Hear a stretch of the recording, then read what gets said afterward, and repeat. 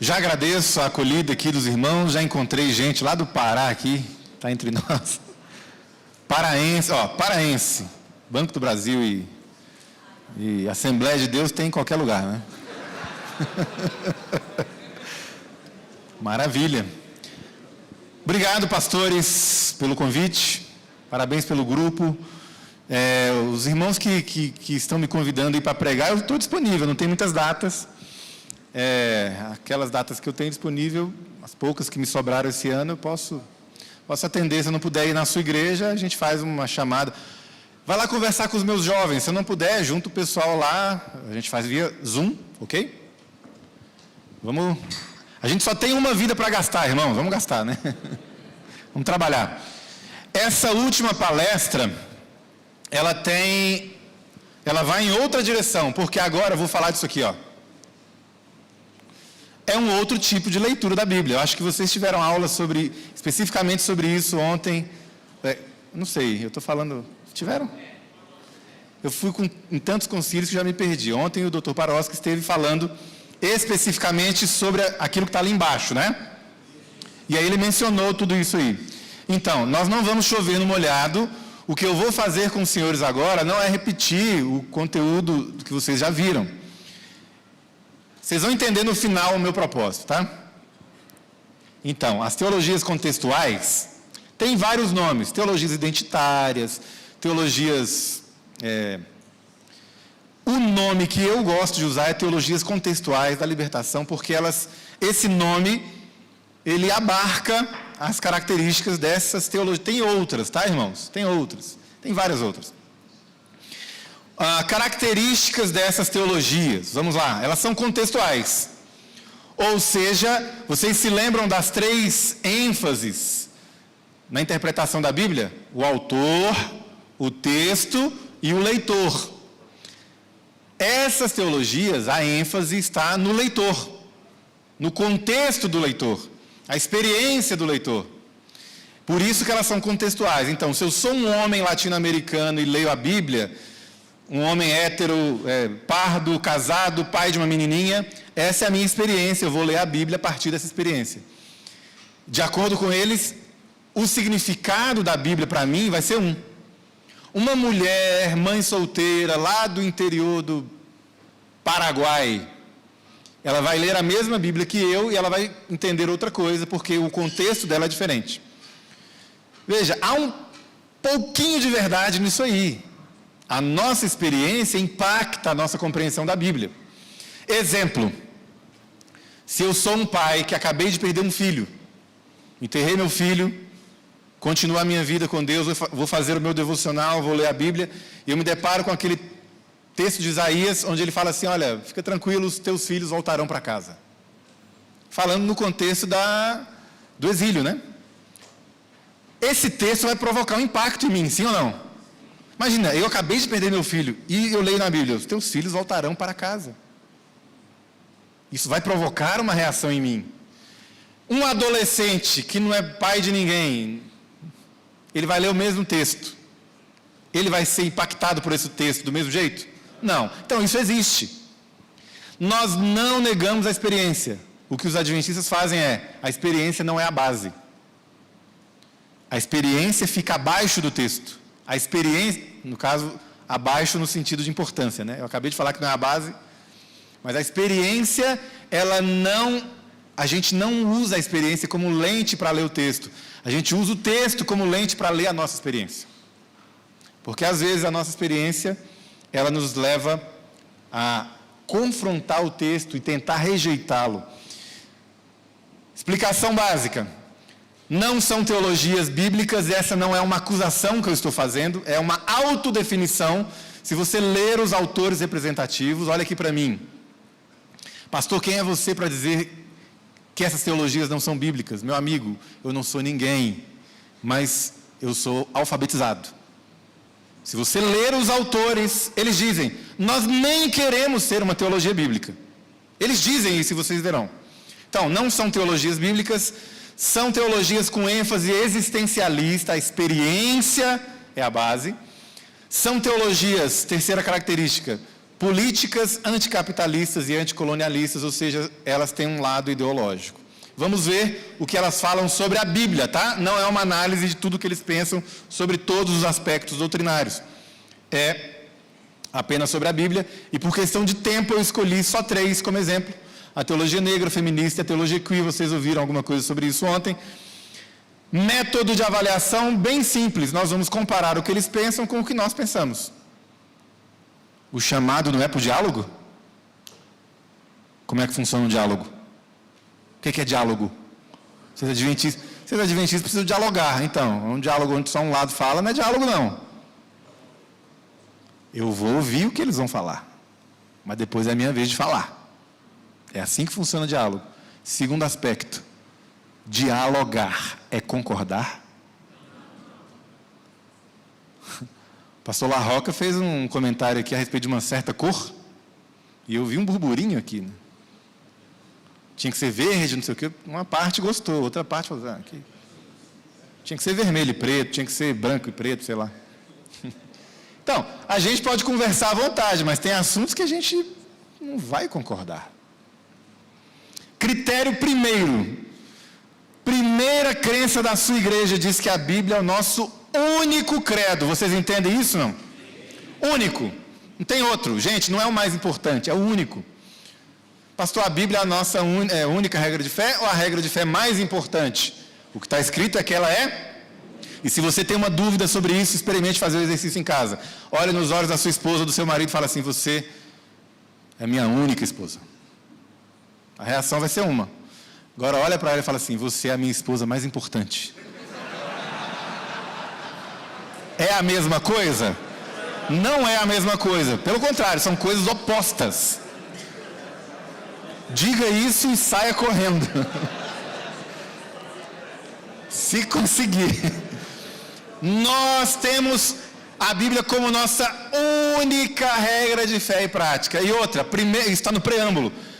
Essa é a declaração de crenças fundamentais. A primeira crença da sua igreja diz que a Bíblia é a palavra de Deus, está vendo ali? Antigo e Novo Testamento são a palavra de Deus, não contém a palavra de Deus. A Bíblia esse é o status da Bíblia. A Bíblia é a palavra de Deus e ela tem um adjetivo aqui, está destacado. Ela é o quê? Infalível. Nós não usamos a palavra inerrante, porque inerrante é uma expressão técnica do fundamentalismo, meus irmãos. Eu sei que alguns gostariam de ser, mas nós não somos tecnicamente fundamentalistas. Não somos. Mas pastor, eu creio nos fundamentos, mas fundamentalismo não é só isso, meu irmão. Fundamentalismo tem declaração de crença. Fundamentalismo tem data de nascimento, lugar de nascimento, declaração de fé, tem editora, tem CNPJ e endereço para correspondência. Nós não somos. Nós concordamos com o movimento fundamentalista da virada do século XIX para XX em muitos pontos fundamentais, mas não em todos eles. Um desses pontos é a inspiração verbal, a inerrância absoluta das Escrituras e a escatologia deles. Então, não se preocupe em defender o fundamentalismo. Isso não tem nada a ver com isso. Estão batendo no fundamentalismo por aí? Deixa apanhar para lá, não é a gente. Ok? Não se coloque desnecessariamente na linha de tiro. Escolha as suas batalhas. Entenderam? Então, esse é o padrão para avaliar. E esse é o documento votado pela igreja que eu mencionei, 1986. A Bíblia é o único padrão pelo qual a gente julga o quê? Os ensinos e as experiências. Acabei de falar. As teologias contextuais, a base é o quê? A experiência. Então, para nós, é a Bíblia que julga isso aí. Não é o contrário. Vamos começar com a teologia negra. James Cone é o maior nome da teologia negra, um pastor metodista, anos 60, 70, ele escreveu vários livros sobre a teologia negra.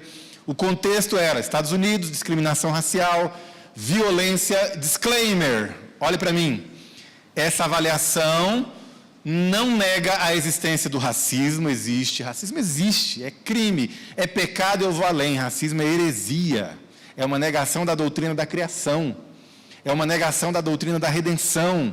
Deus criou um homem, e Paulo fala que de um ele criou todas as etnias. Não existe esse juízo de valor de etnias. Ponto final. Vamos avaliar apenas o que ele fala sobre a Bíblia. Não devemos concluir que a Bíblia é um testemunho infalível. Já podia parar por aqui, né? Acho que os irmãos, a fome está batendo, vamos lá. A sua igreja diz que a Bíblia é uma revelação? Vamos dialogar. Por favor, diga, James Cone. Não, a Bíblia não é um testemunho infalível. Bom, aqui já de cara, já estamos discordando. Mas vocês precisam dialogar. Gente, estou dialogando, estou deixando o homem falar. Mas você escolheu o pior exemplo da teologia negra. Não, não é o pior, é o maior. Ele é o pai da teologia negra. Eu não escolhi alguém aleatoriamente. Se James Cone não puder representar a teologia negra, você é que não vai representar. Nunca acreditei que a Bíblia está acima de qualquer crítica, ou que ela serve como juiz absoluto na fé e na prática. A Bíblia é a nossa única regra de fé e... Estamos dialogando. Mas estamos concordando? Não, não estamos concordando. Outra, considero a Bíblia uma fonte importante de minhas reflexões teológicas, mas ela não é o ponto de partida. Sabe o que é o ponto de partida? A teologia, a experiência negra e a Bíblia juntas, em tensão dialética, são o meu ponto de partida hoje e ontem. E a ordem é significativa. Então, primeiro, eu sou negro. Todo o resto vem depois. Eu leio a Bíblia pelas lentes da tradição negra, de luta, e não como palavra objetiva de Deus, gente. É a nossa crença? Não. Intolerante, meu amigo, eu tenho o direito de crer em alguma coisa, sim ou não? Ele crê também, não crê? Ele não está defendendo o que ele crê? E por que eu não posso? Que intolerância é essa? Deixa eu falar. Deixa eu falar. Essa é a minha crença. Não é só a nossa crença, é a primeira crença. Por que essa é a nossa primeira crença, meus irmãos? Por que nossa primeira crença é a Bíblia é a palavra de Deus, revelação infalível? Porque se você não crê nisso, o resto caiu. Não precisa nem continuar as outras crenças. Derrubou essa, acabou todas. Você quer dizer que eu devo ler uma declaração como essa e ficar inerte falando assim, que bonito, ele está dizendo que todo movimento adventista é um erro. Não, um de nós dois está errado. Na minha humilde avaliação, ele está errado. Não começamos nossa teologia com uma reflexão sobre a revelação divina, como se o Deus da nossa fé estivesse separado do sofrimento do nosso povo. Não acreditamos que a revelação é um depósito de doutrinas fixas ou uma palavra objetiva de Deus, que é então aplicada à situação humana. Pelo contrário, afirmamos que não há verdade fora ou além dos eventos históricos concretos nos quais as pessoas estão engajadas como agentes. Ou seja, é a experiência, é a vivência. A revelação de Deus se dá ali. Tem uma revelação objetiva, fixa, que vale para qualquer situação e para qualquer tempo. Na luta pela verdade, numa época revolucionária, não pode haver princípios de verdade, nem absolutos, nem mesmo Deus. Ele usa revolucionária porque ele é uma pessoa que acredita no pensamento político revolucionário. Tem um livro sobre isso, ele escreveu sobre isso. As pessoas que defendem a teologia negra de críticas, me parece que não leram ou fingem não ler. Ele diz isso. Ele tem uma postura política ideológica de um determinado lugar no espectro. E ele fala que você deveria ler a Bíblia a partir daquela ótica política. Ele diz que as igrejas deveriam usar como instrumental para analisar a realidade aquela certa determinada ideologia política. Tem um livro sobre isso, gente. Um livrinho de capa vermelha, não vou falar o nome, mas está lá. Não existe verdade pare sobre os negros que não saia do contexto da sua experiência. De novo, isso é existencialismo, gente. Nós não cremos assim. Ok. A palavra de Deus é a nossa palavra, a existência de Deus é a nossa existência, a revelação divina é um acontecimento negro. É o que o povo negro está fazendo em relação à sua libertação. A Bíblia não é um modelo sobre como agir na luta contra o mal. A Bíblia não interpreta a si mesma. Tratado de Teologia, Compreendendo as Escrituras, todos os documentos que nós produzimos a respeito de interpretação bíblica diz que a Bíblia é a sua própria intérprete. Mas ele diria, bom, mas a Bíblia sozinha, um livro parado, não vai se interpretar, você precisa do intérprete. E na hora que você se coloca como intérprete da Bíblia, você vai trazer a sua bagagem, a sua experiência, etc. Isso é verdade.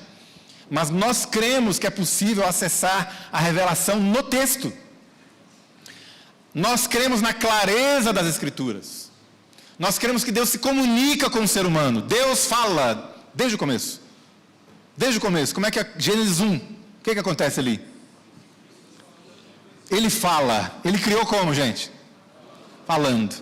Aí ele cria o homem. O que ele faz com o homem? Fala com o homem. E dá ordens ao homem. É assim que funciona. Deus fala, Deus se comunica. Se você não acredita que Deus pode falar por meio do texto, a gente não tem mais o que fazer. Não posso mais fazer teologia como se Jesus fosse a única revelação de Deus. Em vez disso, ele é um evento revelador importante entre muitos. O que nós pensamos sobre a experiência? Nós não negamos o lugar da experiência, não negamos. Nós apenas subordinamos, está vendo ali na terceira e quarta linha, subordinamos a experiência à autoridade da Bíblia. Nenhum outro escrito, tradição, sabedoria ou experiência humana deve ser colocado no mesmo nível que a Bíblia. Isso serve para a gente, esqueça um pouquinho a teologia contextual. Olha aqui. Pastor, eu tive um sonho. Maravilha. Pastor, um anjo apareceu para mim. Comportou ver anjo toda hora, já viu? Comportei várias férias, nunca vi um anjo. Fiquei chateado. Mas o que comportou ver de anjo, rapaz? E o que ele te disse? Diz tal coisa. Gente, isso é padrão para a gente? O sonho que você teve é padrão para você? Não. Qual que é o padrão? Você vai avaliar o sonho, vai avaliar o anjo pelo está escrito. Jesus fez assim.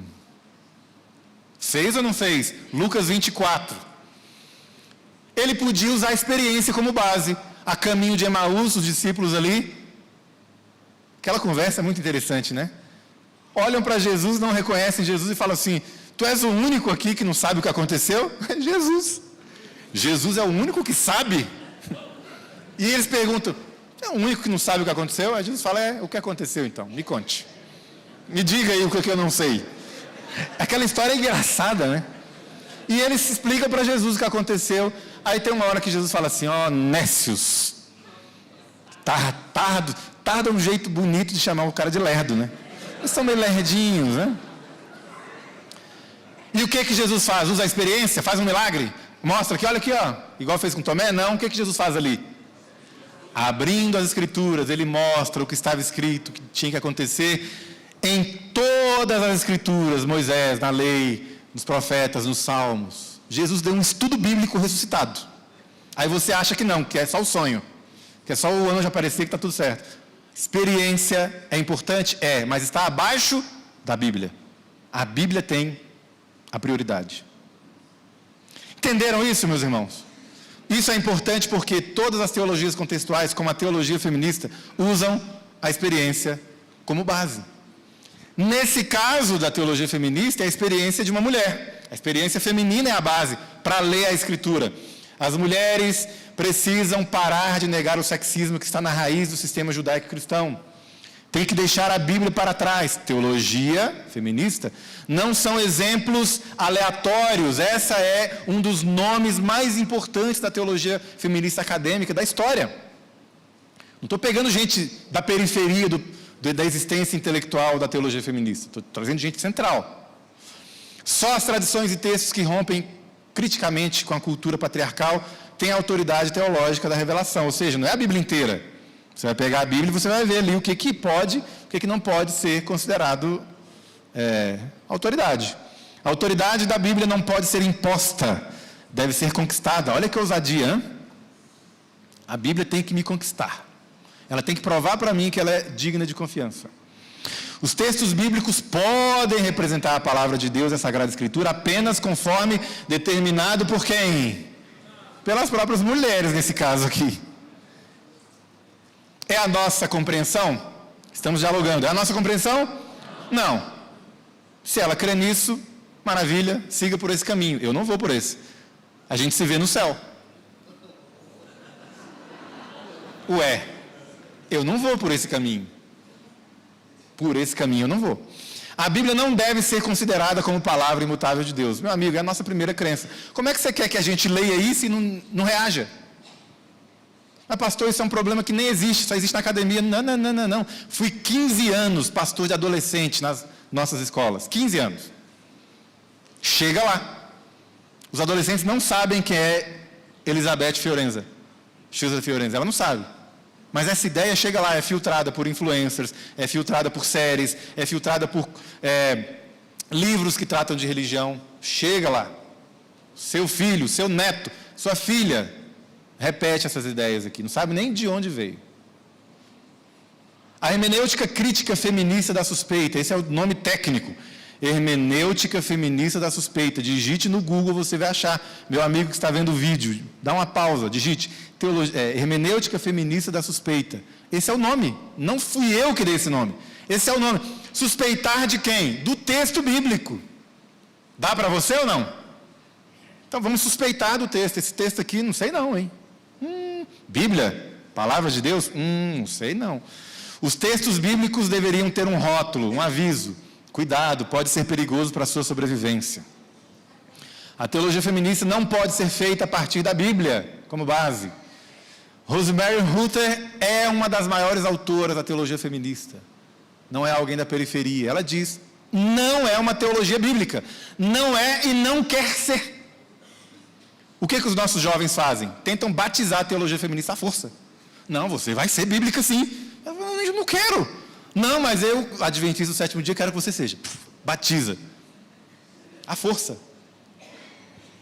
Vamos respeitar a opinião da coleguinha? Vamos. Ela não quer ser. Maravilha. Siga por esse caminho. Não é o meu caminho. A gente se vê no céu. A Bíblia ensina a gente a odiar mulheres. Vou pular isso aqui. Meu trabalho é desconstruir a Bíblia como palavra de Deus. Primeira crença, ok? Então vamos dialogar, gente. Olha aqui para mim. Vamos ouvi-la. O que a senhora faz, dona Ivone? Bom, eu faço o seguinte. Eu desconstruo essa ideia de que a Bíblia é a palavra de Deus. Não é. É uma palavra humana. O que a dona Ivone está dizendo sobre a nossa primeira crença? Na opinião dela, a nossa primeira crença está errada. É só ela que pode falar? Não, eu tenho o direito de falar para ela. Dona Ivone, na nossa humilde avaliação, é a senhora que está errada. Nada contra a senhora, siga pelo seu caminho, a gente segue pelo nosso e a gente se vê lá no céu. Não dá para ir junto, dá para caminhar junto? Não, gente. E a gente só faz isso com a dona Ivone? Não, a gente não faz isso até com os nossos irmãos evangélicos em muitos pontos. Ah, meu amigo, isso aqui, eu acho que isso não é o Espírito Santo. Para você é, para mim não é. Nada contra você, continue o seu ministério. Maravilha, mas nesse ponto aqui a gente não caminha junto. A gente não faz isso com nossos irmãos católicos, sim ou não? A gente concorda em muitas coisas, mas em muitos pontos a gente fala assim, até aqui eu vou com você, meu irmão, mas daqui para frente não dá mais. Aquele abraço. Caminhos são diferentes. Olha só a última ali. É necessário mudar a igreja a partir de dentro. Está escancarado a tática, meus amigos. Simples como a pomba, prudente como a serpente. É de dentro. Pesquise lá, feministização da religião, uma expressão técnica. Está dito. Eu não preciso falar para você. Tem texto sobre isso. Aí, pesquisando isso em 2019 com a minha esposa, a gente tem um artigo sobre isso. Eu posso passar, de repente, chega via pastores, depois para os anciãos, para o ancianato. Era um artigo, virou um negócio de 100 páginas, mais de 100 páginas. Eu fiz o que pensam sobre a Bíblia, o que pensam sobre, um por um, dos pontos doutrinários que nós cremos. Tem algumas coisas que concordam? Tem, incrivelmente tem. Inclusive tem muitas coisas curiosas e interessantes. Mas os pontos centrais, doutrina da expiação, o que é a Bíblia, quem é Jesus, cristologia, o que é a igreja, a teologia contextual feminista não caminha com a gente. Essa não é uma acusação que eu estou fazendo, é uma constatação. E você que está vendo o vídeo, está com raiva de mim agora, dá uma pausa, digite lá a análise das alegações teológicas dos feminismos, Isaac Malheiros e Vanessa Meira. Esposa doutora em teologia, ela fez as pesquisas comigo, deu uma olhada, deu uma avaliada e chega à sua própria conclusão. Fazendo a pesquisa eu vi esse texto, 10 mentiras que contam sobre nós. E aí eu fui ver, puxa, será que eu estou sendo desonesto, né? Estou falando mentiras sobre esse pessoal, vou ler. Fui ler o texto e aí cheguei na opinião de uma pesquisadora feminista, ela falou, você já deve ter escutado que as feministas cristãs não creem na Bíblia, né? É mentira. As teólogas feministas estudam a Bíblia, sistematicamente, e acreditam nela sim. Contudo, as teólogas feministas são adeptas da teologia da suspeita. Nós cremos, mas... Meu irmão, posso fazer um apelo rapidão aqui para você? Segura. Suspeitar da Bíblia? Eu suspeito é de você. Ó, minha mochila está ali, ó, entre dois irmãos ali. Espero que sejam confiáveis. Ele é. E vocês estão aqui me ouvindo há 40 minutos. Quem garante? Quem garante? Aí vocês estão ouvindo o que eu estou falando, mas estão passando mentalmente no filtro que a Escritura montou na sua mente. É ou não é? Fala assim, esse pastor falou essa frase e está de acordo com... Ok, passou. Suspeite de você, irmão, não da Escritura. Teologia queer é um guarda-chuva da teologia contextual que engloba outras teologias.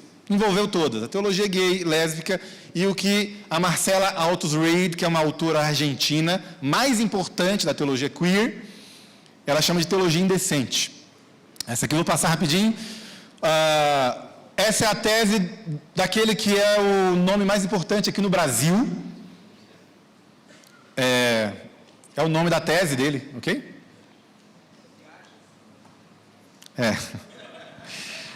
Vamos ver o que ele pensa sobre a Bíblia. Ele diz assim, a experiência de pessoas gays é o ponto de partida para a leitura bíblica. Então, mesma coisa, na teologia negra, a base é a experiência negra. Na teologia feminista, a base é a experiência feminina. Na teologia queer, a base é a experiência dessas pessoas. O texto vem depois. Aqui é uma forte ênfase na leitura popular da Bíblia e da reflexão teológica. Continuando, a Bíblia não é mais lida para justificar ou explicar por que pode ou não pode, mas como um elemento de diálogo, onde a vida e a palavra de Deus se encontram. Gente, essa ideia não é nova, meus amigos. A minha vida encontra com a palavra, a minha vida, os horizontes se encontram. Eu encontro o texto, que não é a palavra de Deus, e desse encontro maravilhoso entre o texto e a minha vida, brota dali a palavra de Deus. Gente, aí está aberta a caixa de Pandora. Porque cada vida é uma vida, cada experiência é uma experiência. Se é do encontro da experiência com o texto que brota a palavra de Deus, a gente tem palavra de Deus para tudo quanto é lado aqui. É ou não é? Aí você, meu amigo, não tem limite. Tudo é palavra de Deus, qualquer coisa, até coisas contraditórias. Quer saber de uma coisa, meu jovem que está ouvindo esse vídeo? Olha aqui para mim.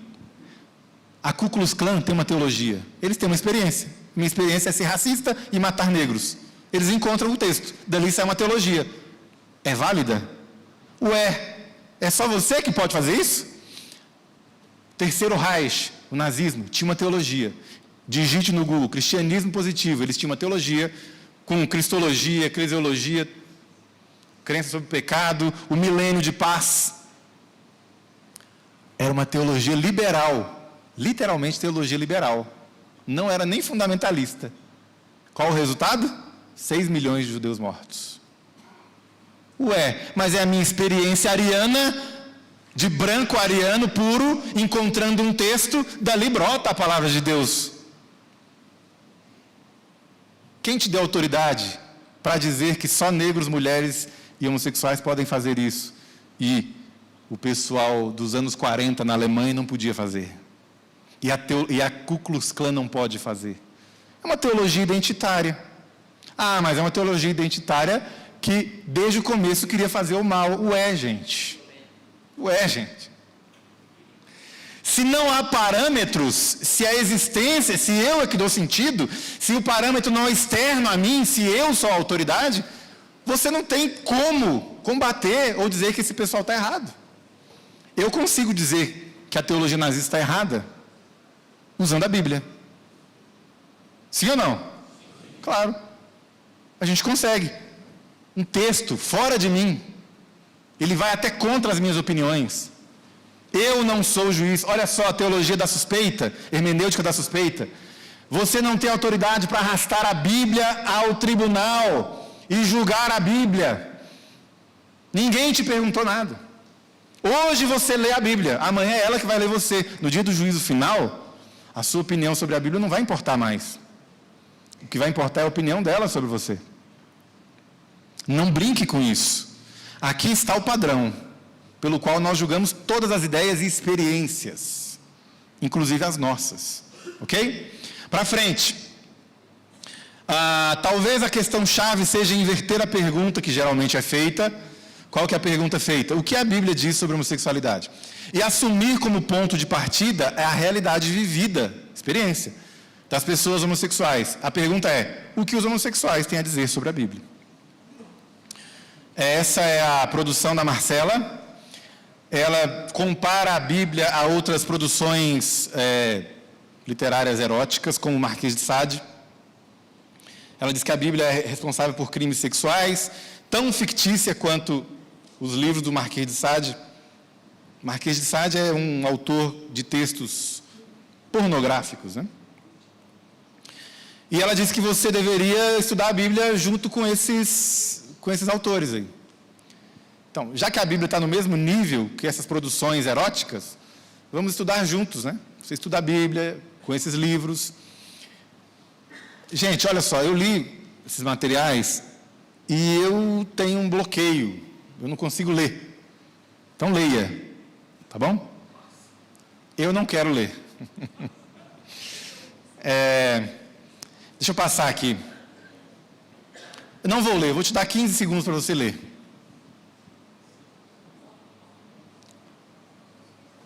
Meu querido jovem adventista, se você queria que eu dialogasse, estou dialogando. Agora é a sua vez de falar, dê a sua opinião. Ela já falou, o que você acha? Você pegou o pior exemplo. Não, é o maior exemplo, é o melhor exemplo. A autora mais importante. Passei, irmã. Tem a irmã ali que tá. Gente, dá para caminhar junto? Não dá para caminhar junto. Não dá para caminhar. Não é a nossa forma de encarar a Escritura, de ler a Bíblia. Não é nem a nossa maneira de postarmos diante da santidade do texto bíblico. É uma irreverência. É uma blasfêmia. Eu me lembro, sabe do quê? Das histórias. Eu estou lendo agora Os Escolhidos com a minha filha, Patriarcas e Profetas. Os Escolhidos. Aí tem as histórias lá de Nadab e Abiú, Coré, Datã e Abirão. Aí daqui a pouco ela vai ler a história lá dos filhos de Eli, Hófni e Finéias. Aí você fala, isso é Antigo Testamento, pastor. Deus não faz isso não. Ah, é? 2 nomes para você. Ananias. Cuidado, gente. É o mesmo Deus, Antigo e Novo Testamento. Blasfêmia, irreverência diante do texto bíblico. A gente não faz isso com o texto bíblico. Não dá para acompanhar. Baseado na experiência, novamente. Baseado na experiência, no caso, experiências sexuais. E essa é uma autora brasileira que fala basicamente a mesma coisa. Eu quero destacar o que está em negrito no primeiro bloco. Não se baseia necessariamente em uma hermenêutica ou exegese que precise do aval das Escrituras. Ou seja, não é uma teologia bíblica, nem está preocupada em ser. E você não deveria se colocar como advogado dessa leitura, forçando ou batizando essa leitura como bíblica, sendo que ela não quer ser. Tem o direito de não ser. Siga pelo seu caminho, a gente segue pelo nosso. E a gente torce para nos encontrarmos no céu. A autora não busca legitimidade na Bíblia. E tudo isso aí passa pelo filtro da cultura, pelo filtro da produção cultural, pop, e chega lá na ponta, lá no jovenzinho da sua igreja, com esse nome do que vocês viram ontem aqui. Ó. Ele nem sabe o nome. Ele acha que o nome Teologia Progressista foi o nome que os pastores deram, né? Vocês que estão falando mal, deram esse nome? Não. Tem editora, tem associação, tem o Centro Cristão Progressista, fundado há muito tempo. Há muito tempo. Tem declaração de fé, você entra no site Progressive Christianity, no Google, está lá o site. Antes eram os 8 pontos do cristianismo progressista, agora são os 5 pontos. Tem a declaração de Fênix, as afirmações de Fênix, digite em inglês, acho que é Phoenix Affirmations. Tem estudo bíblico, tem material para pequeno grupo, tem devocional com esse nome, cristianismo progressista. Meu jovem adventista que nunca leu uma linha sobre isso, não somos nós os pastores que estamos denunciando e colocando esse rótulo no movimento. É uma autodefinição, uma autodeclaração. Eu estou sendo extremamente respeitoso com o que eles mesmos dizem sobre eles mesmos. É você que não está respeitando o que eles estão dizendo. Eu estou. Quando o sujeito olha para mim e fala, eu não sou uma teologia bíblica, eu digo, se é assim que você quer ser, é isso que você será. O que você está fazendo é tentando batizar à força e desrespeitando a própria declaração deles. Quem está sendo mais respeitoso entre nós, hein? Eu estou levando muito a sério o que esse povo está escrevendo. A igreja me paga para isso. Muito a sério. Eu acho que você deveria começar a levar a sério também. É a negação da nossa primeira crença. Na verdade, olha aqui para mim, é a negação do preâmbulo da nossa declaração. Sabe aquela introduçãozinha? Já nega ali. Ou nós estamos completamente equivocados e somos um movimento que nem deveria existir, ou esse pessoal está certo. As duas coisas não podem estar certas ao mesmo tempo. E aí, para ir para o final, sabe como é que isso é importante? Pastores, vocês ficam falando disso aí, eu já ouvi isso. Histericamente, como se fosse um problema. Problema é a palestra anterior, pastor. Teologia do domínio é o problema. Sim, eu reconheço que é. Por isso que eu falei aqui. Nos grupos de WhatsApp da liderança das igrejas, eu sei o que rola de distorção da Bíblia, método texto-prova, feliz nação que os judeus é o Senhor, teologia da prosperidade, eu sei. Mas isso é um problema, irmão. Sim, é um problema. Os livros mais vendidos sobre religião são dessa linha. Você vê produção cultural em música, em séries, em filmes, tudo que é relacionado à religião. Por exemplo, A Cabana, um livro que vende até hoje como água. É teologia progressista, meus amigos. Esse autor, digite lá, Richard Rohr, você vai ver sempre nos mais vendidos. Como isso não pode ser um problema? As pessoas estão lendo isso. Não é histeria da igreja falar sobre isso. O que ele pensa sobre a Bíblia? Bom, ele pensa muitas coisas sobre a Bíblia. Eu não coloquei aí, mas vamos lá, a gente está indo para o final, né? Ele nega a doutrina da expiação. Isso em texto e em vídeo. Ele fala, nenhuma expiação é necessária. Jesus veio nos dar o exemplo. A morte de Jesus é a morte de alguém que fez o que era certo e foi vítima da intolerância. Você falar que a morte de Jesus purifica os nossos pecados, é você falar que saiu alguma coisa boa de uma coisa ruim. É você falar que a violência tem um resultado bom. Não. A gente tem que viver como ele viveu. Nós somos perdoados, nós somos melhorados, santificados, seguindo o exemplo de Jesus. Olha como é que a teoria da ferradura funciona, né? Você tem gente que ensina isso e nem é progressista. A gente segue Jesus como exemplo. Jesus é o maior exemplo.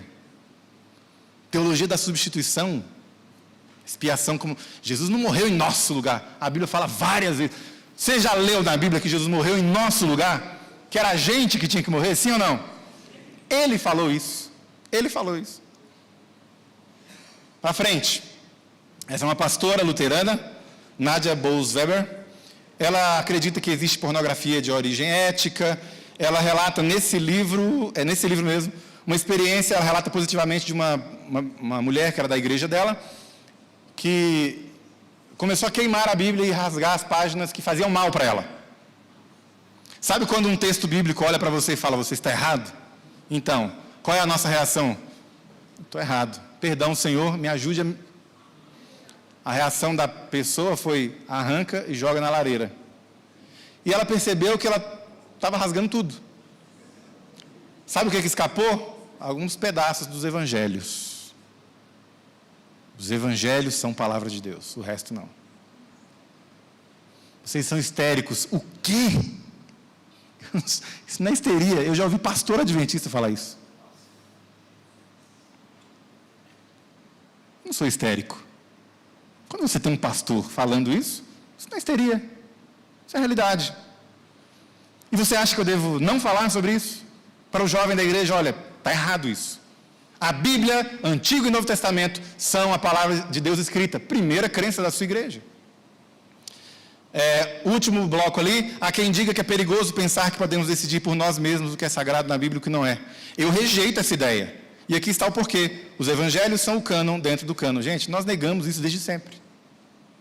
Nenhum adventista na história concorda com isso aqui. E aí, aí está a nossa histeria, tá? Isso não existe, né? O nome foi nós que colocamos. Não, amigo, minha amiga, isso existe.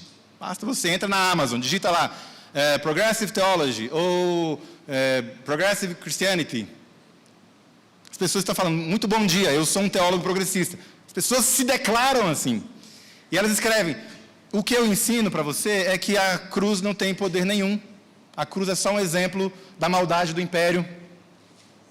Olha aí a declaração de crença, isso aqui está no site. Certo? Olha lá embaixo. Eu traduzi para você o item 5. Há mais valor em questionar do que em absolutos.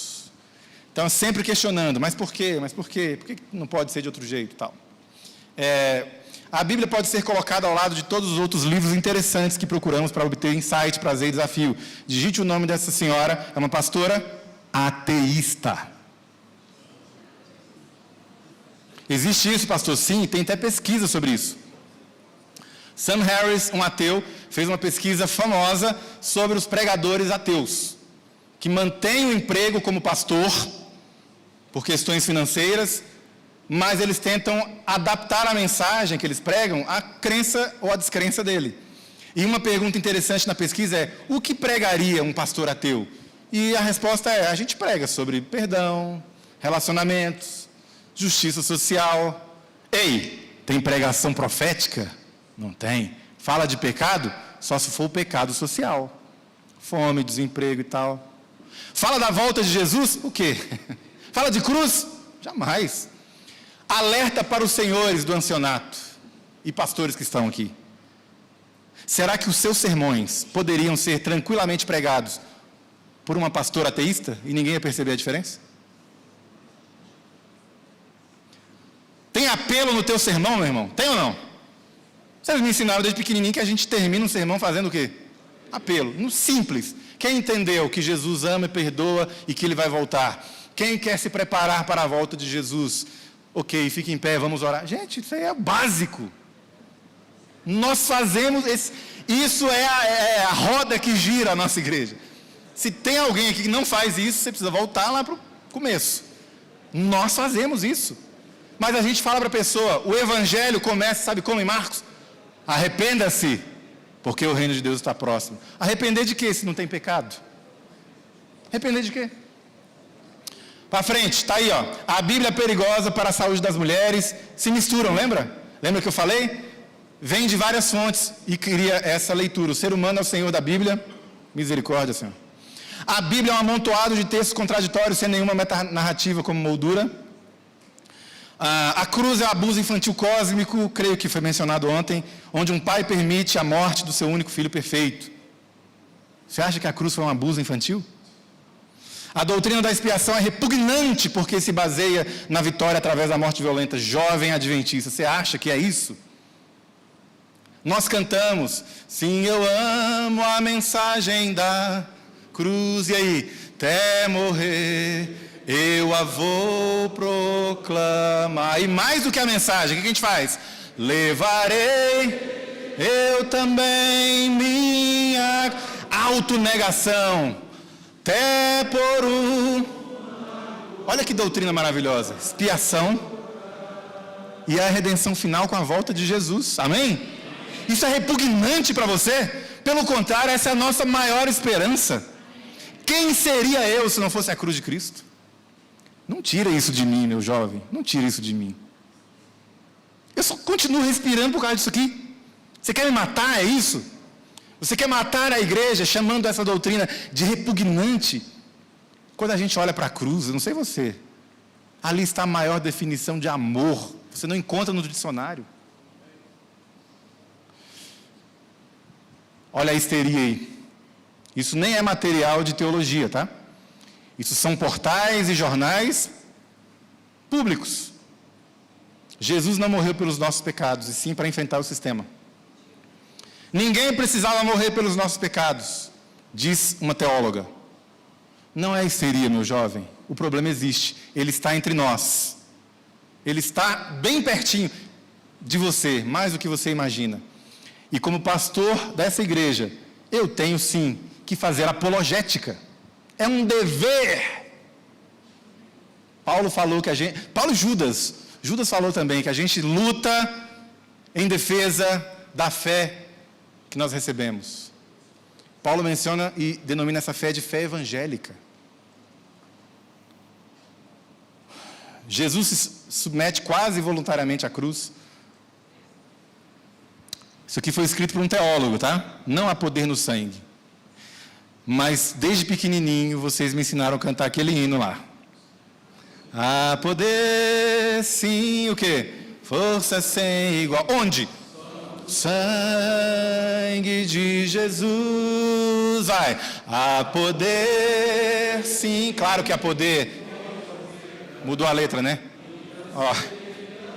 Dom de Jesus. De onde tiraram a letra desse hino? Foi da cabeça da pessoa? Não, de João. O sangue de Jesus Cristo faz o quê? Purifica de todo o pecado. Essa aqui é uma interpretação, olha de onde eu tirei, da história de Abraão e Isaac comparado ao sacrifício de Jesus. Coloca Deus como um sádico que enviou o seu amado filho à morte. Gente, isso é uma negação do evangelho, tá? Isso aí não tem outro nome. É uma negação do evangelho. Se até um anjo do céu, Gálatas, um anjo do céu descer com outro evangelho, uma coisa diferente, eu tenho todo o direito bíblico de olhar para esse cidadão e falar: anátema, você é anátema da Silva. Anátema de pai e mãe. Não tem outro nome para isso aqui. Que intolerância, pastor? Não, amigo, não é intolerância. Eu tenho uma filha de 10 anos. Tu acha que eu vou deixar ela ficar ouvindo essas coisas? Eu falo para minha filha: filha, isso aqui é anátema, tá? Olha, ela até sabe, olha o cheirinho. Enxofre. Enxofre purinho. Com Deus ou sem Deus? Porque a maneira como vivemos é mais importante do que cremos. O desprezo das doutrinas. O que a autora diz? Deus é o que existe entre duas pessoas, o amor que há entre nós. Deus é tudo que há de bom no mundo. Deus é um ser cósmico que nem existe. Isso é teologia, gente. O que fazer? Sabe o que a gente faz, gente? A gente jamais, Paulo de novo, deixa de anunciar o que é proveitoso e de ensinar a igreja de duas maneiras. Como? Publicamente e nas casas. Tá um resumo para o seu trabalho. Na pregação pública, do púlpito e nas casas da pessoa. Começando com que casa, gente? Na sua. Seu filho está ouvindo essas coisas. Sua filha está bebendo isso aí, ó. Eu não sei se acho que acabou o tempo, né? Acabou o tempo. Acabou sim. Aqui acabou. Acabou, né, pastor? 1 minuto para o último apelo. Tá. 1 minuto para o último apelo, vamos lá. Não vai ser 1 minuto, vocês sabem, né? Não vai ser 1 minuto. Olha a pregação de Paulo aos Tessalonicenses. Tinha um probleminha de teologia lá em Tessalônica, de ordem escatológica. Eles estavam pregando a escatologia errada. E estava afetando a vida da igreja. Aí Paulo vem e fala assim: olha, vocês perceberam que não pregamos com a intenção de enganar vocês. Nem com motivos impuros, nem com artimanhas, nem com texto prova e nem negando que a Bíblia é a palavra de Deus. Sem artimanha, eu vou falar para você, lembra do primeiro texto lá? Toda a verdade, a vontade de Deus. Em vez disso, falamos a vocês como mensageiros aprovados por Deus, aos quais foram confiadas as boas novas do Evangelho. Nosso propósito não é agradar as pessoas, mas a Deus que examina as intenções do nosso coração. Mas isso vai ofender, eu vou falar com o máximo de carinho e amor possível, mas é inevitável que o Evangelho ofenda. É inevitável. Oséias diz: Deus faz a ferida e é Deus que cura. E aí no contexto ele fala: manda a chuva, Serôdia, manda a chuva. A gente precisa do Espírito Santo, mas a gente não pode evitar o confronto, evitar a ferida. O Evangelho nos escandaliza. Como disse Agostinho: Deus, feriste-me com a tua palavra, e desde então eu te amei. É uma ferida que salva. Como vocês bem sabem, nunca tentamos conquistar vocês com bajulação, e Deus é testemunha, nós não agimos motivados pela ganância, teologia da prosperidade. Quanto ao reconhecimento humano, nunca eu busquei isso de vocês e nem de ninguém. Qual foi o destino final de Paulo? Um prêmio? Literalmente ele perdeu a cabeça. E aí eu preciso falar para você, meu jovem, que usa Paulo como álibi para suas críticas à igreja. Mas Paulo também batia na igreja, olha lá. Batia. Mas bastava Paulo fazer assim na roupa dele, olha para mim. Olha minhas costas aqui, ó. Eu trago no meu corpo as marcas. Eu pego o navio, ele afunda. Na viagem na estrada eu sou assaltado, espancado. Estou na cidade, fui açoitado várias vezes. Passei frio, fome, não sei o quê. E a última coisa que ele fala, e além de tudo isso, pesa em mim a preocupação por todas as igrejas. Me mostre as suas costas, meu jovem crítico. Quantas chicotadas você carregou por amar a esposa de Jesus? De repente, se eu olhar nas suas mãos, eu vou encontrar o chicote que você usa para ferir a noiva de Cristo. Esse não é o nosso chamado? E eu encerro com 1 Coríntios 15. Abre lá de novo. Último texto para a gente fechar. Pastor, se isso aí não é a nossa pregação, o que é a nossa pregação? Esse pessoal não está pregando o Evangelho não é boas novas? A gente vai pregar o Evangelho, pastor. Coríntios 15, versículo 1 diz assim: Irmãos, eu tenho que lembrar a vocês o Evangelho que eu anunciei, o qual vocês receberam e no qual ainda perseveram. Verso 2. Por esse Evangelho vocês são salvos, se retiverem a palavra tal como eu preguei a vocês, a menos que vocês tenham crido em vão. E qual é o Evangelho de acordo com Paulo? Antes de tudo eu entreguei a vocês o que eu recebi, não foi invenção de Paulo. O que é o Evangelho? Que Cristo morreu pelos nossos pecados não é segundo a experiência de ninguém, é segundo as Escrituras. É como Jesus fez em Lucas, capítulo 24, versículo 4. E que ele foi sepultado e ressuscitou ao terceiro dia, segundo. Interessante que depois vem a experiência. E Jesus foi visto por Cefas, por um monte de gente. Ele foi visto, a experiência está ali. Mas em primeiro lugar, as Escrituras, a palavra de Deus. Que nós sejamos o povo da palavra de Deus. Amém? Deus abençoe e que o Espírito Santo desça sobre nós poderosamente hoje.